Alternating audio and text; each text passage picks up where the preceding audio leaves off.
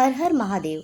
Be placed astro channel में आप सबका स्वागत है, जहां आज हम लोग बात करने वाले हैं जीवित पुत्री का व्रत 2024 में कब रखा जाएगा, नहाय खाए किस दिन को होगा, नहाय खाए के दिन कौन कौन से नियम करने हैं, व्रत के दिन कौन कौन से नियम करने हैं, सरगी कितने बजे खाना है, क्या खाना है, सरगी में क्या नियम होते हैं और इसके बाद पारण किस तरह से करना है। इसके साथ ही इस वीडियो में ये भी जानेंगे जीवित पुत्रिका व्रत की तिथि, मुहूर्त और पूजा विधि क्या होगी। जीवित पुत्रिका व्रत, जिसको कि जितिया व्रत भी कहते हैं, इस व्रत में कौन से काम करने चाहिए, कौन से काम नहीं करने चाहिए और पहली बार व्रत उठाएं या ना उठाएं। जिनकी सास नहीं है उन्हें व्रत कैसे करना चाहिए, जिनकी सास है उन्हें व्रत कैसे करना चाहिए। बहुत सारी जानकारी आपको इस वीडियो में मिलेगी, तो बने रहेंगे वीडियो के अंत तक और इस तरह की जानकारी के लिए इस चैनल को सब्सक्राइब करेंगे। आषाढ़ महीने की कृष्ण पक्ष अष्टमी तिथि को यह व्रत रखा जाता है। यह व्रत निर्जला रखा जाता है। इस व्रत को हम संतान के लिए करते हैं और यह व्रत 3 दिन तक चलता है। पहले दिन नहाय खाए होता है, दूसरे दिन व्रत रहता है और तीसरे दिन पारण करते हैं। यह व्रत तिथि और मुहूर्त के हिसाब से रखा जाता है। जैसे ही अष्टमी तिथि लगती है, व्रत शुरू हो जाता है और नवमी पर इसका पारण होता है। सबसे पहले ये जानते हैं कि वर्ष 2024 में जीवित पुत्रिका, जिसको कि जितिया व्रत भी कहते हैं, वो किस दिन पड़ रहा है। इस वर्ष जितिया का व्रत 24 सितंबर 2024 के दिन नहाय खाए से शुरू होकर 26 सितंबर को इस व्रत का समापन होगा। इस साल कृष्ण पक्ष की अष्टमी तिथि का आरंभ 24 सितंबर 2024 को दोपहर 12:38 से ही हो रहा है और इसका समापन अगले दिन 25 सितंबर 2024 को दोपहर 12:10 पर होगा। ऐसे में उदया तिथि के आधार पर जितिया का व्रत 25 सितंबर 2024 को रखा जाएगा। वहीं 24 सितंबर 2024 को जितिया व्रत के नहाय खाए की पूजा होगी। अब जानते हैं नहाय खाए के दिन का नियम। नहाय खाए को लोग संजत के नाम से भी जानते हैं, तो जितिया में संजत का विशेष महत्व होता है। यह पूजा पितरों के लिए की जाती है, इसलिए इस पूजा में विशेष ध्यान रखा जाता है कि कोई भी गलती ना हो। अलग अलग क्षेत्रों में इसके नियम में कुछ अलग भिन्नता पाई जाती है। जितिया के दिन जिमुतवाहन भगवान और महालक्ष्मी की पूजा की जाती है और इसके साथ चील्हों और सियारन की पूजा की जाती है। नहाय खाए यानी संजत के दिन सुबह उठना है और इस दिन ब्रश से दांत साफ नहीं किया जाता है। नहाय खाए के दिन के नियम को लोग मुख्यतः नदी या तालाब में जाके करते हैं, पर अगर नदी और तालाब हमारे आसपास ना हो तो हम इस नियम को घर पर भी कर सकते हैं। और इस दिन जिमुतवाहन भगवान, महालक्ष्मी, चील्हो, सियारन, इन सबको सुबह दातुन कराना पड़ता है। फिर जब हम नहाते हैं इनको भी नहलाना पड़ता है। और जिनके घर में सास ना हो तो सास के लिए भी सामान दिया जाता है।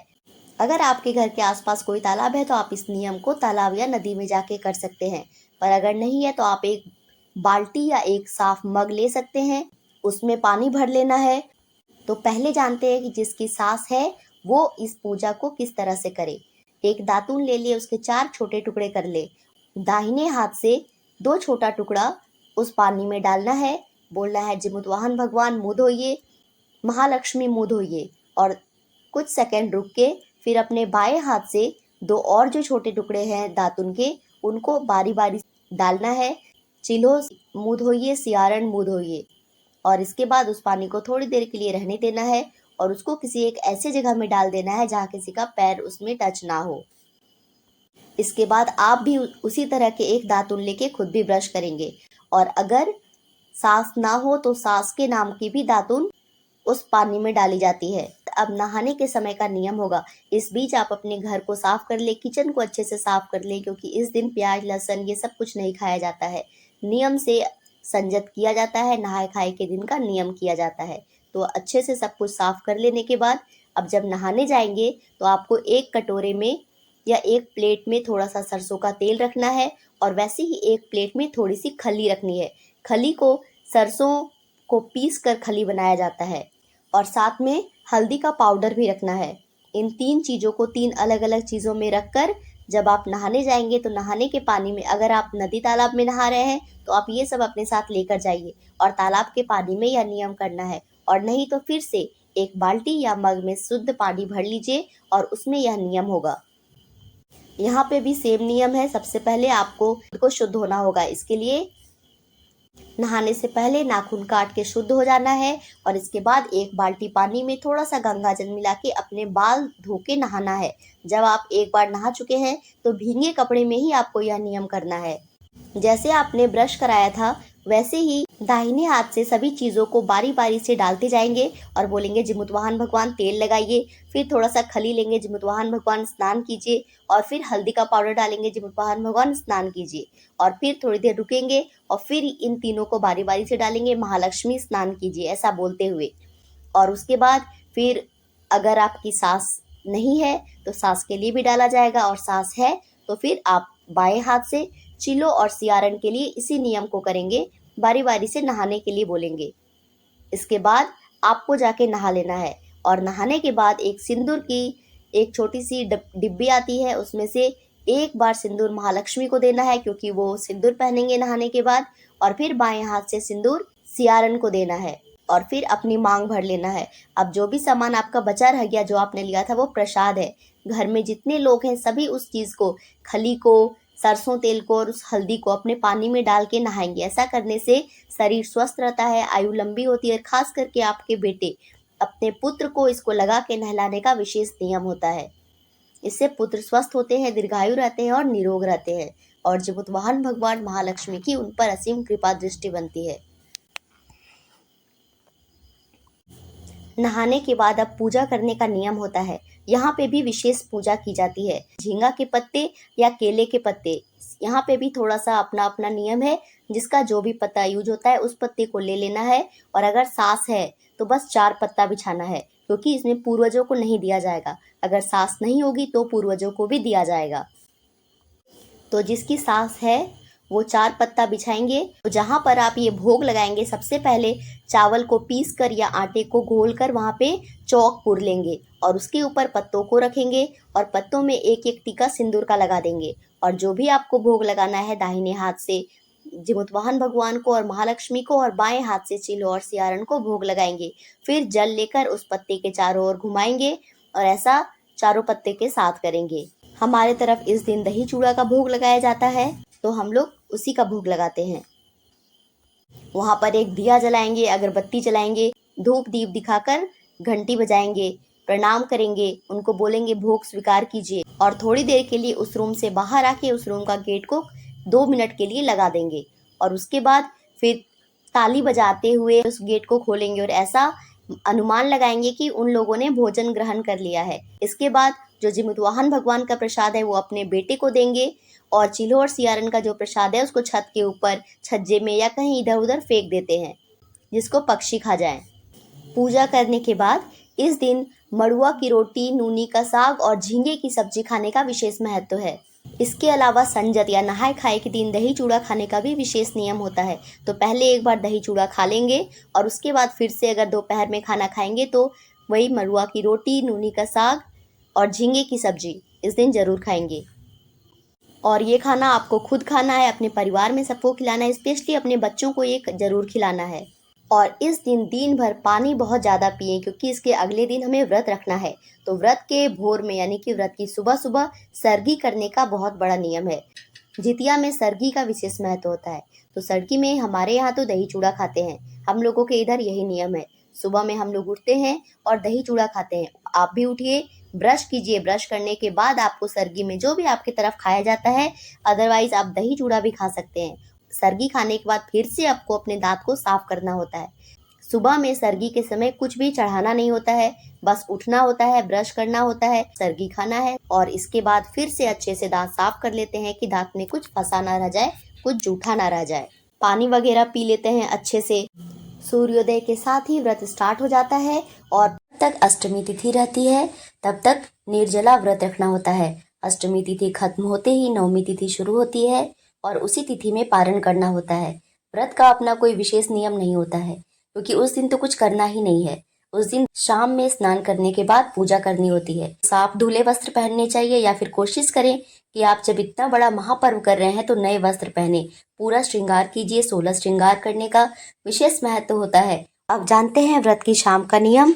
व्रत की शाम में क्या पूजा करना है। शाम के समय फिर से नहाना है, लेकिन उस समय ब्रश नहीं करना है, क्योंकि हम लोग इस दिन किसी भी खर को नहीं तोड़ते हैं।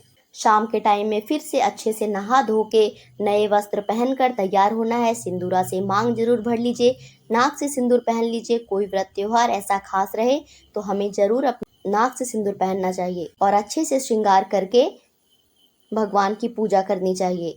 पूजा भी उसी प्रकार से होगी जिस तरह से हम लोगों ने नहाए खाए संजत के दिन किया। वैसे ही हम लोगों को, अगर हमारी सास है तो 4 पत्ते बिछाने हैं। हमें एक बांस की टोकरी लेनी है या फिर आप थाली भी ले सकते हैं। उसमें 4 पत्ते बिछाएंगे, 2 दाहिने हाथ से रखेंगे और 2 बाएं हाथ से रखेंगे। एक पत्ता बड़ा होगा जो जिमुतवाहन भगवान का होगा, उससे थोड़ा छोटा पत्ता जो महालक्ष्मी का होगा और 2 छोटे छोटे पत्ते होंगे जो चिल्हो और सियारन के होंगे। जो महालक्ष्मी का पत्ता होगा और सियारन का पत्ता होगा उसमें सिंदूर का टीका लगा देंगे। बाद जो भी भोग का सामान है सब चढ़ाते जाएंगे। जिमुतवाहन भगवान और महालक्ष्मी वाले पत्ते में सब कुछ पूरा पूरा चढ़ाएंगे। जैसे कि इसमें खीरा चढ़ाने का विशेष नियम है और वो भी खीरा जिसमें डंठल वाली हो। जितने तरह के फल मिठाई आप जो भी भोग लगाना चाहते हैं सब उसमें चढ़ाएंगे। जनेऊ, सुपारी, पान पत्ता जरूर से जरूर चढ़ेगा और इसमें एक लाल डोरी का भी चढ़ाना जरूरी होता है जिसको बाद में अपने बच्चे के गले में या फिर कमर में पहना देते हैं। संजत वाले दिन ही मूंग भिगो दिया जाता है और व्रत वाले दिन उसको छान दिया जाता है। दिन भर में उसमें थोड़े थोड़े अंकुरित भी हो जाते हैं और उस मूंग का और खीरा का इस पूजा में विशेष महत्व होता है। साथ में लड्डू और पेड़ा, ये 4 चीज जरूर होनी चाहिए। इसके बाद आप जो भी चढ़ाना चाहें अपने इच्छा से चढ़ाएं। चिल्हो और सियारन वाले में सब कुछ छोटा छोटा काट काट के देंगे क्योंकि वो सबको हम लोगों को छत पर फेंक देना है। और महालक्ष्मी वाले पत्ते के ऊपर अपने सिंदूर का किया भी रखेंगे। जहाँ पे ये टोकरी या फिर थाली रखी होगी उसके नीचे भी चौक पुर लेंगे। इस दिन झींगे के फूल का भी विशेष महत्व होता है। झींगे का फूल पीले कलर का होता है, उसको भी इन 4 पत्तों में एक एक करके 2-2 जितना भी आपके पास है जरूर चढ़ा दीजिएगा। और धूप दीप दिखा के प्रणाम करके इसकी व्रत कथा सुनेंगे और आरती करेंगे। टोकरी को या थाली को एक लाल कपड़े से बांध के रात भर के लिए छोड़ देंगे। इसके बाद लोग तरह तरह के लोकगीत भी गाते हैं क्योंकि इसमें रात्रि जागरण का भी विशेष महत्व होता है। नवमी तिथि के साथ ही इस व्रत का पारण होता है। पारण के दिन भी दातुन से ही ब्रश करना है, नहाना है और नहाने के बाद अपने बेटे के हाथ से उस टोकरी को खुलवाना है और उन सारे पत्तों को अलग अलग जगह में जैसे रखते थे, पहले जिमुतवाहन भगवान का पत्ता, फिर महालक्ष्मी का और फिर बाएं हाथ से चिल्हो और सियारन का रखेंगे और जल लेके उन पत्तों के चारों ओर घुमाएंगे। फिर धूप दीप दिखा के और फिर गेट से बाहर निकल के थोड़ी देर के लिए इंतजार करेंगे और फिर 1-2 मिनट के बाद ताली बजाते हुए अंदर आएंगे और भगवान को प्रणाम करके आशीर्वाद मांगेंगे कि मेरा बच्चा स्वस्थ रहे, दीर्घायु रहे, निरोग रहे, उस पर आपकी असीम कृपा दृष्टि बनी रहे। और अपने पितरों से भी आशीर्वाद मांगेंगे कि हमारे घर में धन समृद्धि भरी रहे, हमारा वंश फलता फूलता रहे। जाने अनजाने कोई भूल चूक हो गई हो तो क्षमा करें। जिमुतवाहन भगवान वाला पत्ता का प्रसाद अपने बच्चे को देंगे और जितने बच्चे होते हैं उतने टुकड़े मूंग के लेते हैं और उनको साबुत ही निगलना होता है और फिर किसी पंडित या ब्राह्मण को सीधा दान करने के बाद इस व्रत का पारण करना होता है। तो ये थी जितिया व्रत से जुड़ी सारी जानकारी। अगर आपको इससे संबंधित कोई समस्या हो तो आप कमेंट करके पूछ सकते हैं। आशा करती हूँ कि आपको इस व्रत के सभी नियम अच्छे से समझ में आ गए होंगे। बी ब्लेस्ड एस्ट्रो की ओर से आप सबको जितिया की ढेर सारी शुभकामनाएं।